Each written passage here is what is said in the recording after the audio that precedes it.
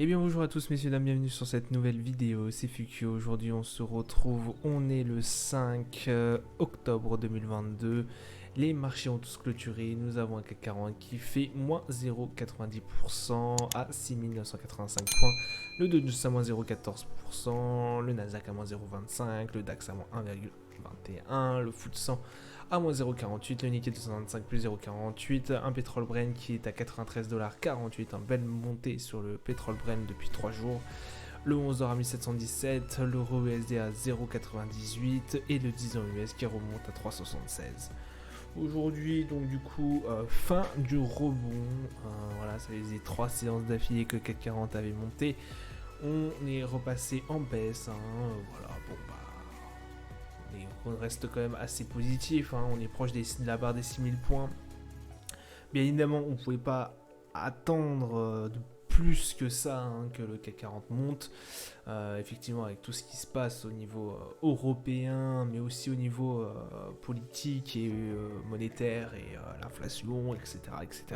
Bien évidemment, on ne pouvait pas avoir indéfiniment une hausse comme ça. Donc tout ce qui est macro et micro économique, bien évidemment, était en défaveur de cette remontée. Donc bon bah qu'est-ce qu'on a? On a aussi bien évidemment la décision de l'OPEP plus de réduire ses quotas de production de 2 millions de barils par jour, donc ça va forcément augmenter le baril de pétrole de la mer du Nord, bien évidemment. On a aussi l'indicateur les indicateurs au niveau macroéconomique du marché du travail aux États-Unis qui ont été assez bons dans l'ensemble, mine de rien. On a notamment le nombre d'offres d'emploi qui a chuté de plus d'1 million en août, ce qui pourrait en être un signe avant-coureur que l'énorme déficit de main-d'œuvre commence à se combler dans le pays.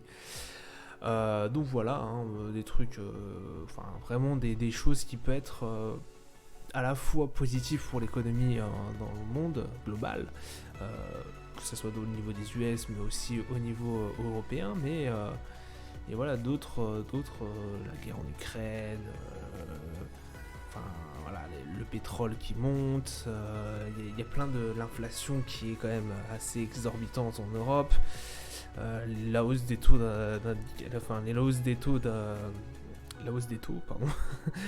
par les banques centrales, voilà, ça reste extrêmement tendu. Donc voilà, ce qui explique un peu pourquoi aujourd'hui on a une baisse normalisée sur la plupart des indices.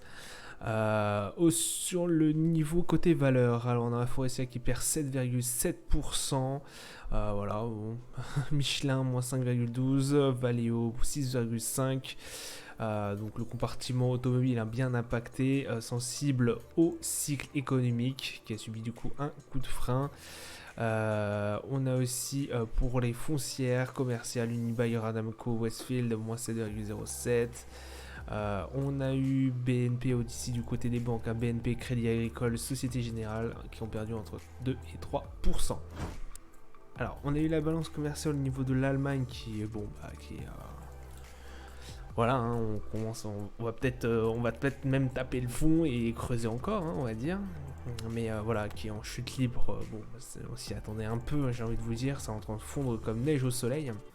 Variation de l'emploi ADP du coup qui a été très très bon, c'est bon, mieux que ce qu'on attendait. La balance commerciale au niveau du Canada cette fois-ci qui n'a pas été si bon que ça, on attendait 3 milliards 45, on n'a pas eu, on a eu que 1,52.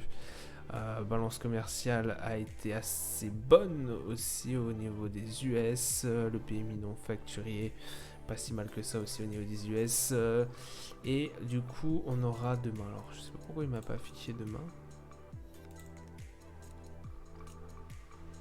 donc demain on aura la balance commerciale au niveau de l'Australie à 2h30 du matin et les PMI au niveau du Canada à 16h. On va se retrouver du coup sur les marchés. Donc sur les marchés, on a un magnifique doji au niveau du CAC 40, 6013 points exactement. Voilà, pas une valeur sans grande, on va dire, intérêt. 6013 points. on n'a pas pris de grosses décisions. On va dire que la séance des US nous a bien rattrapé. Voilà, sur une journée, 6013 points, bon, ça reste assez loyal. Au niveau du Nasdaq, c'est pareil, on n'a pas fait grand chose. On a bien plongé en tout début de matinée. Et après, ça s'est rattrapé. Honnêtement, vous dire que j'y crois encore, que ça remonte, peut-être, hein, c'est possible, hein, mais il va me falloir un peu plus. Il va falloir un peu plus que ça, quoi. Donc le Nasdaq 11 569 points, le DAX, pardon, je ne vous ai pas mis en daily, le DAX qui finit en légère baisse, hein, de toute façon, parce que indice allemand, ça commence à devenir compliqué. 12 587 points. Le Dow Jones qui fait aussi un doji, 30 271 points. On est au-dessus de la barre des 30 000. Le Brent qui performe à 94,61$ sur toute la journée. C'est vraiment extrêmement important. Alors on a ici l'OPEP qui a bien joué là-dessus. Le rebond des indices, ce qui a fait bien évidemment augmenter le prix de notre pétrole Brent. L'euro USD qui redescend à 0,98 dollars l'euro, et l'or qui replonge aussi. Alors on voit bien que là les 1700$ ont été un gros frein. On a vu qu'elle a tapé cette barre, ce gros support, et qui est remonté tout de suite, hein. Donc on est à 1715$, le 11 d'or. Voilà du coup l'arrivée des marchés. J'espère que vous aura plu. Je vous dis à plus tard. Bonne soirée, bon trade à vous. Ciao ciao.